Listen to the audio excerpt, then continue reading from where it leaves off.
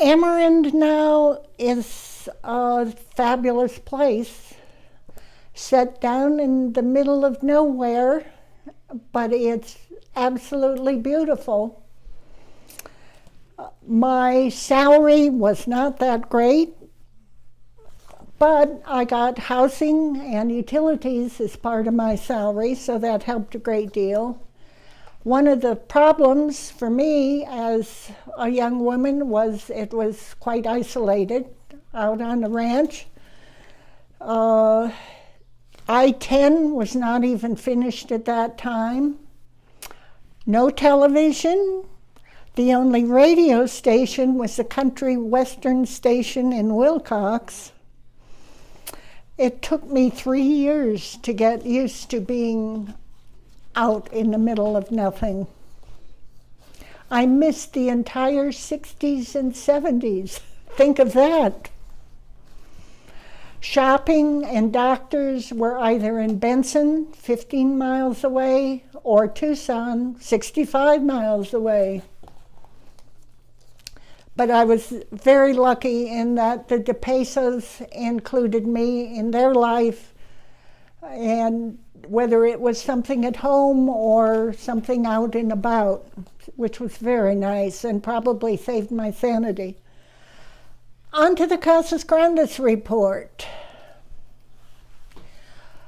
As anybody can tell who has looked at it, it's done very much like DePeso's previous publications in regard to the organization, what's included, which is almost everything.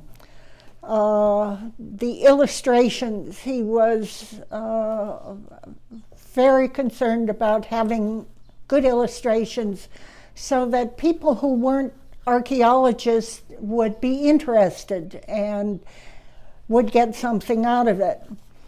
The main difference with the Casas report was that the summary and conclusions, which normally would be at the end of a report, were put in the first 3 volumes. And those volumes were done in a way that people who, again, who weren't archaeologists could buy those 3 volumes separately and read about DePeso's ideas and see the wonderful, wonderful illustrations. Then volumes 4 through 8 contained all the gory details that only an archaeologist could love. We discussed the format for those back volumes, how those should be published. For example, microfilm, microfiche. The latter was popular at the time. But because both of those needed separate machines to read, we decided that we didn't want to do that. And so what was planned was that the publisher, Northland Press, would typeset the first 3 volumes, and for the back 5 volumes, we would produce in-house camera-ready pages. And if you don't think that was a project in itself. The staff at this time included the 3 archaeological people, plus Alice Weshy, the marvelous artist, and other artists at a later time, a photographer, a lab assistant who was Linda Stacy, who was a master's from Arizona, the Amerind secretary, a number of veritypists over the years who produced the text and charts. And then because Charlie had got his bachelor's at Beloit College in Wisconsin, for 2 years we had a couple of work-study students from Beloit come out and help us and get some different experience. So that was quite fun. The resources that we had to work with at this time included not only the collections, but all of the field notes, the field catalog, which actually was a finished Amerind catalog, the architectural descriptions, which had already been typed up in a set format, all of the maps, the wonderful mapping that Eduardo Contreras had done during the field work, field photographs, and anything that Charlie had already written up. We had our hands full. As far as our work was concerned, we did everything in order. We started with the Viejo period. We did the pottery first, I believe. John and I worked on that.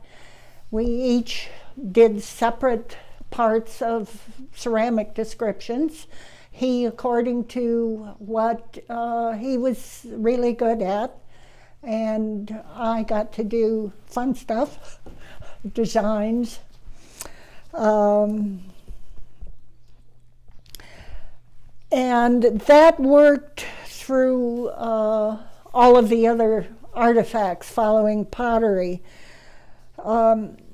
As far as the architecture was concerned, John and Charlie and the artist and sometimes the photographer and I got together every morning at a set time, and we read through all of the finished descriptions of every room, plaza, whatever, at Casas or the other sites, and checked those against the field notes and everything else we had at hand, made any necessary corrections, and then completed all of the information available, decided what photographs and drawings were needed to go with each room, and so forth. As I said before, we did all of the artifacts in order. When we were done with Viejo period pottery, we went on to Viejo period stone and bone and so forth. And then the same thing followed through for the Medio and other periods. I was a lucky person who got to type up all of the final typescript for all of that, architecture and artifact descriptions as well, and make sure that they were typed up in exactly the same outline that we had decided on, so it was consistent and uniform throughout. In addition, myself and others edited typescript and what do you call it? The sheets that come, the galleys. In addition, the staff and I edited the galleys that came down from the publisher to make sure, as well as we could, that there were no errors there. Another job I had in all of this was to work with Charlie on what he was writing up for volumes 1 through 3. And every day at a particular time, I would go down to his office with my already read and edited copies of his typescript and go over what he had written and tell him what needed to be fixed and what was all right and so forth. And that was a very tortuous experience because Charlie's plan, his mind worked to get his ideas down on paper, and he paid no attention to grammar and syntax and spelling and all of that. The ideas were what was important. And so my job going over his typescripts was fun indeed.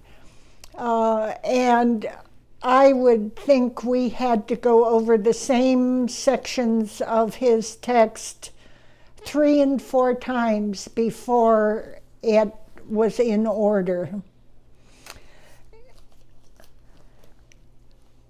We also proofed, as I said, the volumes that came back from the publisher.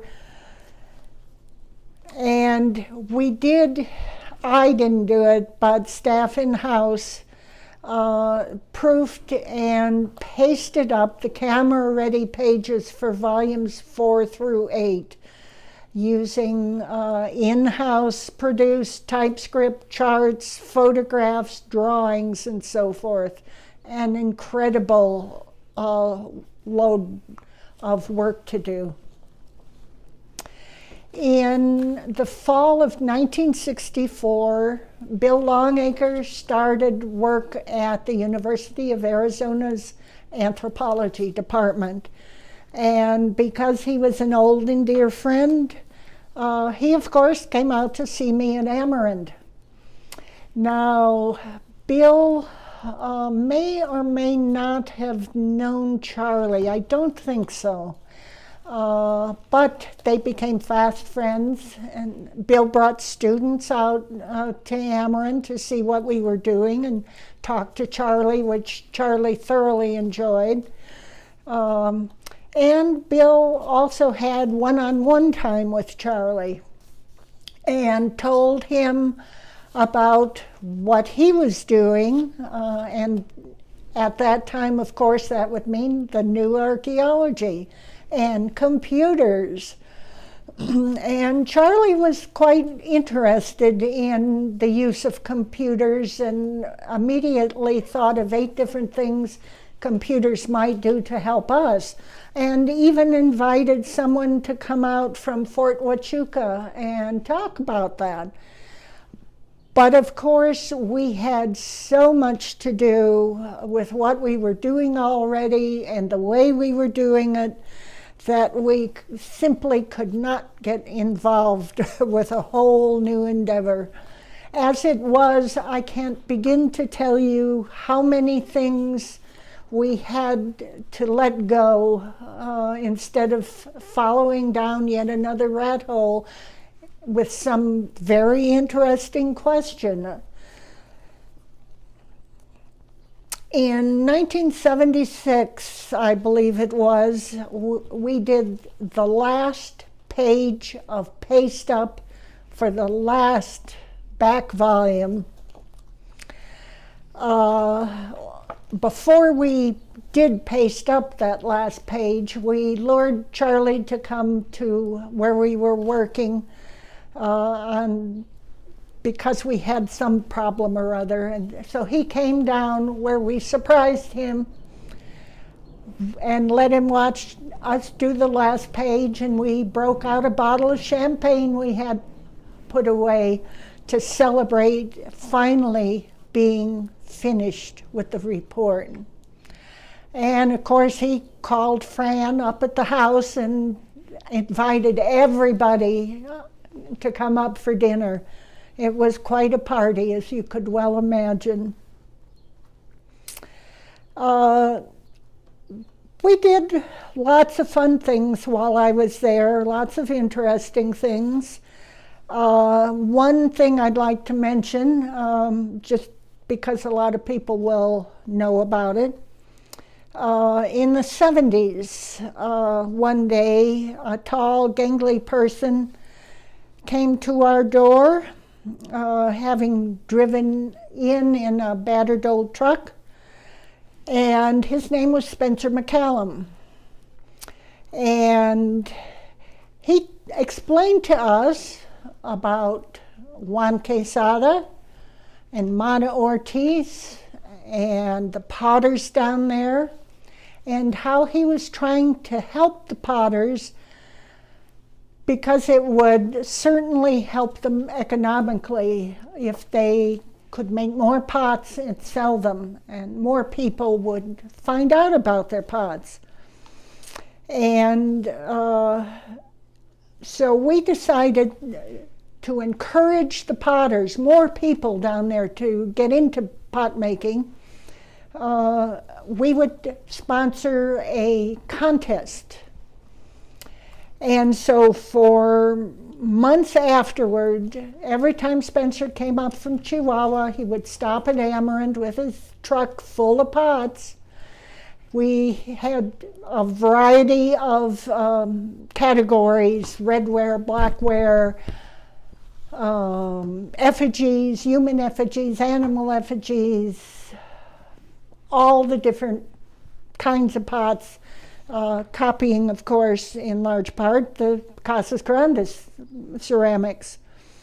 And we would pick out the best pots in each category, store them away at Amerind, and then replace them with the better pots the next time, until we had what we considered to be a good selection of really nice pots. At which point, Charlie invited John and Clara Lee Tanner, Bill Longacre, and Patrick Houlihan, who was the director of the Heard Museum, down to Amerind to judge the pots in each category. When that was finished, those of us at Amerind went down to Mount Ortiz for its Saints' Day, and we handed out prizes to all of the prize winners, both monetary prizes and ribbons that Spencer's wife had made for them. That was an absolutely fun day. One other incident involving Mount Ortiz pottery that's quite fun: when Spencer brought Juan Quezada and his wife up to the United States for the first time, I think it was for an exhibit Juan had at a museum, they stopped at Amerind on the way.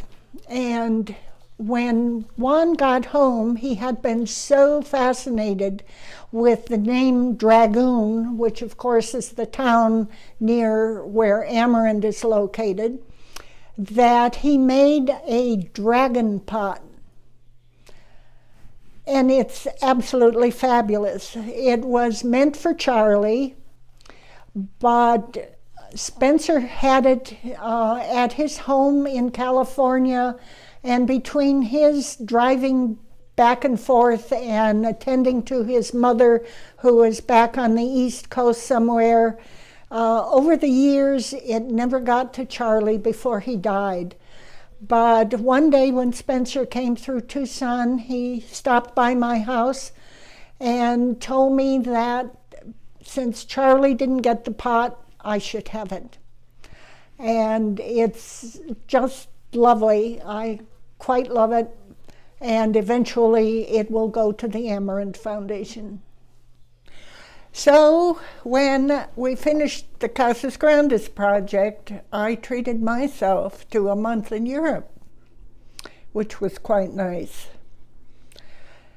It was a wonderful experience. Charlie was an amazing person to work with. He was creative and fun and just great to be around.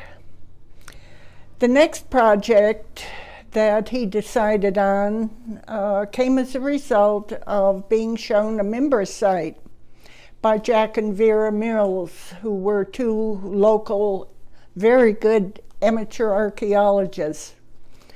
Charlie didn't feel he could do the field work, so he hired a new PhD from Arizona, Bruce Harrell, who did it for, I don't know, a year or two, and he was followed by Carlos Carrillo, who was one of the young Mexicans that the De Pesos brought up to the United States to get their education.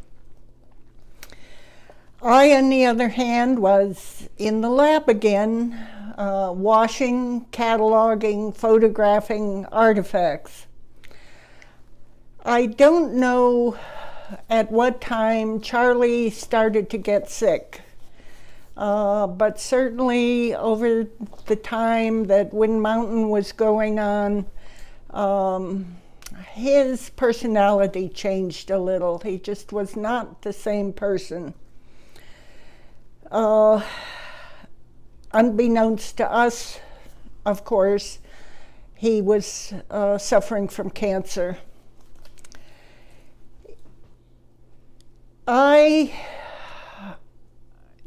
Well, that has to come out. As I mentioned before, it took me 3 years to get used to living out in the middle of nowhere.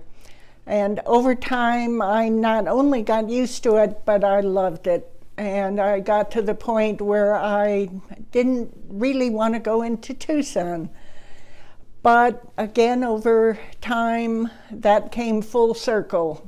And I just had to get back to people.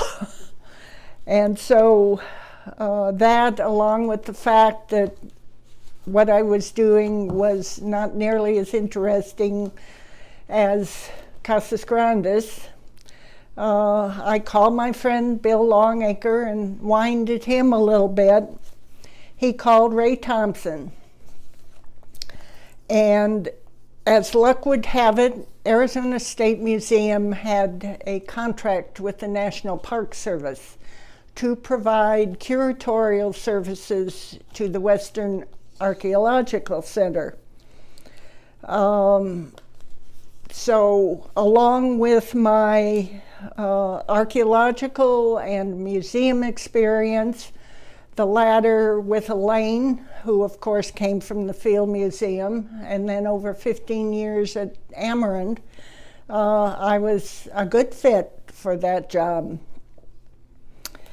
The Western Archaeological Center started off as the Southwest Archaeological Center in Globe, Arizona, and it provided archaeological and preservation services to national parks and monuments across the Southwest, and storage and curatorial care of what were mainly, if not entirely, archaeological collections from those parks and monuments for situations where the parks could not do it for themselves. So in January of 1979, I moved into Tucson and started work at what by then was WAC. The center had moved to a temporary location in Tucson, and then they moved into a building that was built to their own specifications but was rented. And when I arrived at WAC, all of the collections, which were considerable, were piled in boxes in one humongous room. I think it was 18,000 square feet, just waiting for somebody to unpack, organize, store, inventory, and so forth. I must have reeled at the prospect of doing all of that, but I had student help, and that staff grew over time, of course. I think the most I ever supervised was a dozen. The rest of the center consisted of an archaeology division and a preservation division that continued to provide those services to the Southwestern Parks and Monuments. The Arizona State Museum curatorial staff also included a conservator, a librarian, an archivist, and a computer person. The computer work involved a database that the Arizona State Museum was using for its own collections, as the Park Service was not involved in computers at that time.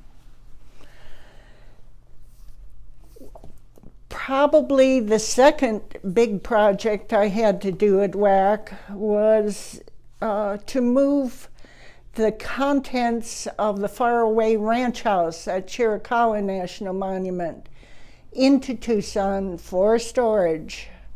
This was a 2-story adobe building with, of course, a number of outbuildings. Just jockey jam full of things, as the family had lived there for generations. That was quite an experience in itself. We hired 2 students to live out there during the week, and they did the actual work. As far as the organization was concerned, who am I in historic collections and what do I know? Really historic collections. So I treated the house as an archaeological site. I assigned proveniences to every place in the house, and the students recorded those proveniences as they packed everything up.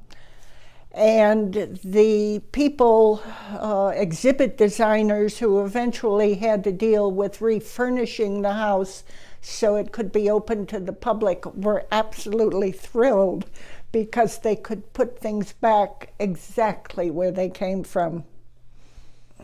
I worked as an ASM employee for 3 years, and then the staff at the management at the center decided to bring the curatorial services in-house, so I had to apply for my own job. But they knew me and knew I could do the work, so that was not a great deal of problem. But I joined the humongous bureaucracy and had to go through all of their training. Sad to say, for introduction to Park Service bureaucracy, they made me go to Yosemite for a week, which was so hard to take. My unpacking, inventorying, cataloging, and so forth duties with the center collections went on as before until the 90s, when the National Park Service finally opened their hearts and minds to computers. And we're setting up a program for the catalog collections of all of Park Service museum objects. This involved somewhat of a change to accommodate to what computers could do and what the printed card was going to look like. And it involved quite a number of meetings with other Park Service curators. One thing I was involved in didn't take long, but I thought it was really important. The then chief curator of the Park Service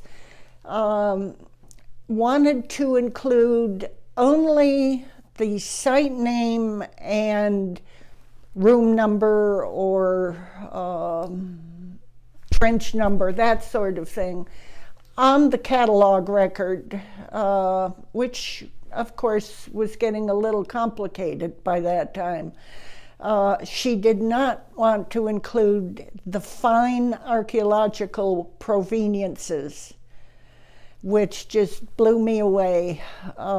We had a bit of an argument at a meeting, and she also questioned one of the Park Service archaeologists who was there. he agreed that we had to be able to keep track of the fine archaeological proveniences. So life went on as before. There's not a great deal to talk about in this respect, but I did do a couple of other things I thought were fun and interesting. At one point in time, the Jamestown collection in Virginia that the Park Service owned was flooded. And so they called on curators from across the country to come and help clean, re-identify as necessary catalog numbers, restore, and so forth.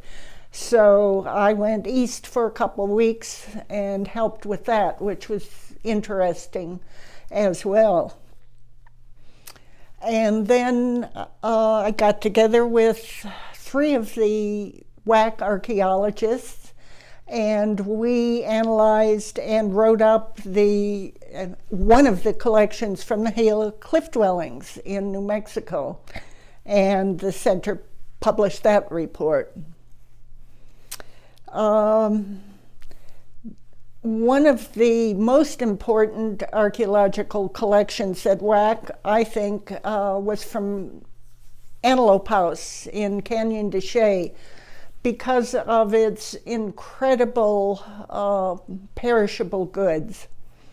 And we were involved in cataloging all of that. Now, when it was excavated, instead of writing all of the details of proveniences on the records, on the notes that went along with the collections, the archaeologist in charge used a numerical code. And those codes, of course, ended up on catalog cards. There were some existing catalog cards, but a great deal of the collection was not cataloged. In any case, what we were doing would end up as the only catalog. And I did not want the proveniences on the catalog records to be a number. Now, when we entered the data that we already had, we had to do that. But this involved me going through all of the coding and translating it into actual proveniences, which brought my archaeological experience forward big time. And I think that was a valuable contribution to Park Service archaeology. And of course, we were involved with NAGPRA when that law came along. The archaeologists at WAC expressed considerable interest in Casas Grandes and Paquimé. And so on a number of Columbus Day 3-day weekends, 2 or 3 carloads of archaeologists, wives and husbands, friends, would head for Nuevo Casas Grandes, Paquimé, Mata Ortiz, and it was great fun. We always had at least one truck with us, which came back full of Mata Ortiz pots. Great for Christmas shopping. I also at one point was able to take Elaine Bloom down to Paquimé. She retired to Tucson, and so was right here, which was really nice. And I was also involved with Beatrice Braniff, one of the INA archaeologists, who was tasked with getting a museum built at Paquimé. And at one point in time in winter, I went down and did some PR work with Tita, with the local ladies who joined together as Friends of Paquimé to raise local interest in backing that and getting the Mexican government, both state and national, to do something about that. So that was fun as well. And somewhere along the way, Ina gave me a very nice plaque for my contributions to Casas Archaeology. Meanwhile, back at WAC, the powers that be in WAC management decided that our building wasn't adequate for future needs, and that what they needed was a bigger and newer building.